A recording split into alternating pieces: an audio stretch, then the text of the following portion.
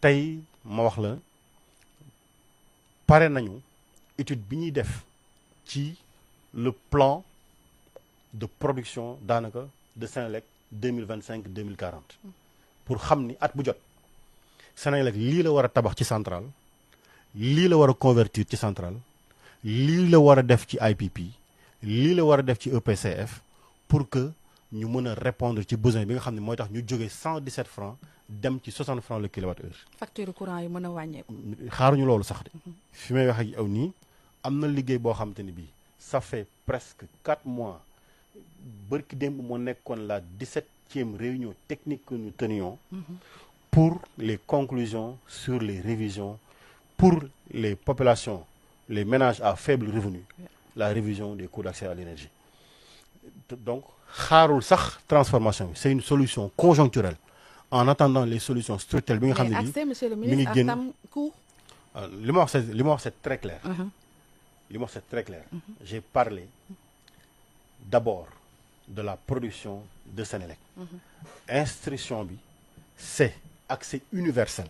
Maanaam bépp sénégalais tey aujourd'hui dans ci dëkk yi taax yi ñi ngi presque à 98% d'accès à l'électricité mais ci monde rural bi ñi ngi à 61% te 61% boobu boo demee dans la région est wala nga dem dans la région sud on est presque à des moyennes de 33%.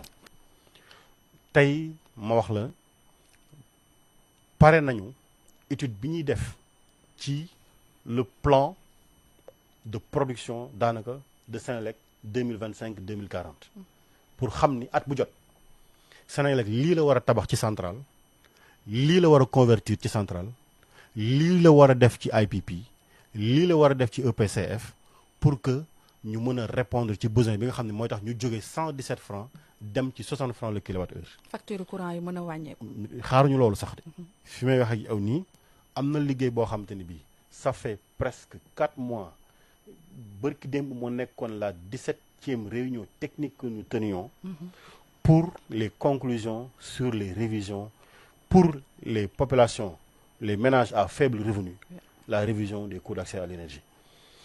Donc, xaarul sax transformation, c'est une solution conjoncturelle. En attendant les solutions structurelles bi nga xam ne bii accès, monsieur le ministre, à tam coût. li ma wax c'est très clair. Li ma wax c'est très clair. J'ai parlé d'abord de la production de Senelec. Instruction bi, c'est accès universel. Maanaam bépp sénégalais tey aujourd'hui dans ci dëkk yi taax yi ñi ngi presque à 98% d'accès à l'électricité mais ci monde rural bi ñi ngi à 61% te 61% boobu boo demee dans la région est wala nga dem dans la région sud on est presque à des moyennes de 33%. tey ma wax la pare nañu étude bi ñuy def ci le plan de production daanaka de Senelec 2025-2040 pour xam ni at bu jot Senelec lii la war a tabax ci centrale lii la war a convertir ci centrale lii la war a def ci IPP lii la war a def ci EPCF pour que ñu mën a répondre ci besoin bi nga xam ne mooy tax ñu jógee 117 francs dem ci 60 francs le kilowattheure. facture courant yi mën a wàññeeku. xaaruñu loolu sax de. fi may wax ak yow nii am na liggéey boo xam te ni bii ça fait presque 4 mois bërki démb moo nekkoon la 17e réunion technique que nous tenions pour les conclusions sur les révisions pour les populations, les ménages à faible revenu, la révision des coûts d'accès à l'énergie. Donc, xaarul sax transformation, c'est une solution conjoncturelle. En attendant les solutions structurelles bi nga xam ne bii accès, monsieur le ministre, à tam coût. li ma wax c'est très clair. Li ma wax c'est très clair. J'ai parlé d'abord de la production de Senelec. Instruction bi, c'est accès universel. Maanaam bépp sénégalais tey aujourd'hui dans ci dëkk yi taax yi ñi ngi presque à 98% d'accès à l'électricité mais ci monde rural bi ñi ngi à 61% te 61% boobu boo demee dans la région est wala nga dem dans la région sud on est presque à des moyennes de 33%. tey ma wax la pare nañu étude bi ñuy def ci le plan de production daanaka de Senelec 2025-2040 pour xam ni at bu jot Senelec lii la war a tabax ci centrale lii la war a convertir ci centrale lii la war a def ci IPP lii la war a def ci EPCF pour que ñu mën a répondre ci besoin bi nga xam ne mooy tax ñu jógee 117 francs dem ci 60 francs le kilowattheure. facture courant yi mën a wàññeeku. xaaruñu loolu sax de. fi may wax ak yow nii am na liggéey boo xam te ni bii ça fait presque 4 mois bërki démb moo nekkoon la 17e réunion technique que nous tenions pour les conclusions sur les révisions pour les populations, les ménages à faible revenu, la révision des coûts d'accès à l'énergie. Donc, xaarul sax transformation bi c'est une solution conjoncturelle en attendant les solutions structurelles bi nga xam ne accès monsieur le ministre ak tam coût. li ma wax c'est très clair. li ma wax c'est très clair. J'ai parlé d'abord de la production de Senelec.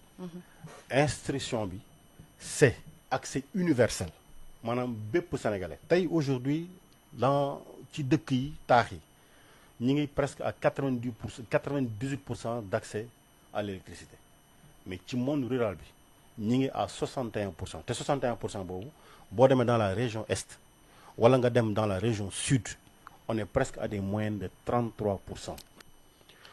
tey ma wax la pare nañu étude bi ñuy def ci le plan de production daanaka de Senelec 2025-2040 pour xam ni at bu jot Senelec lii la war a tabax ci centrale lii la war a convertir ci centrale lii la war a def ci IPP lii la war a def ci EPCF pour que ñu mën a répondre ci besoin bi nga xam ne mooy tax ñu jógee 117 francs dem ci 60 francs le kilowattheure. facture courant yi mën a wàññeeku.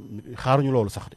fi may wax ak yow nii am na liggéey boo xam te ni bii ça fait presque 4 mois bërki démb moo nekkoon la 17e réunion technique que nous tenions pour les conclusions sur les révisions pour les populations, les ménages à faible revenu, la révision des coûts d'accès à l'énergie. Donc xaarul sax transformation bi c'est une solution conjoncturelle en attendant les solutions structurelles bi nga xam ne accès monsieur le ministre ak tam coût. li ma wax c'est très clair. li ma wax c'est très clair. J'ai parlé d'abord de la production de Senelec. Instruction bi c'est accès universel maanaam bépp sénégalais tey aujourd'hui dans ci dëkk yi taax yi ñi ngi presque à 98% d'accès à l'électricité mais ci monde rural bi ñi ngi à 61% te 61% boobu boo demee dans la région est wala nga dem dans la région sud on est presque à des moyennes de 33%.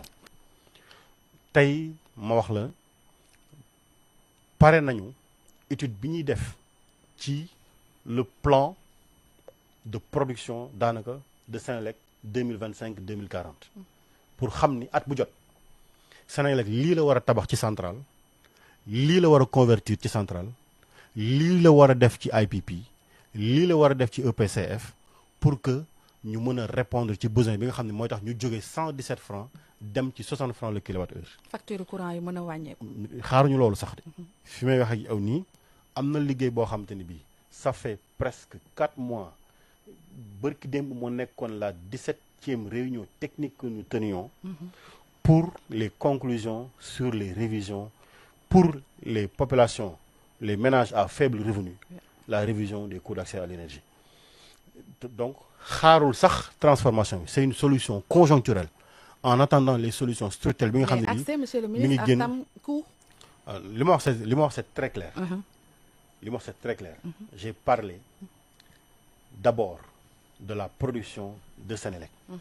Instruction bi c'est accès universel maanaam bépp sénégalais tey aujourd'hui dans ci dëkk yi taax yi ñi ngi presque à 98% d'accès à l'électricité mais ci monde rural bi ñi ngi à 61% te 61% boobu boo demee dans la région est wala nga dem dans la région sud on est presque à des moyennes de 33%.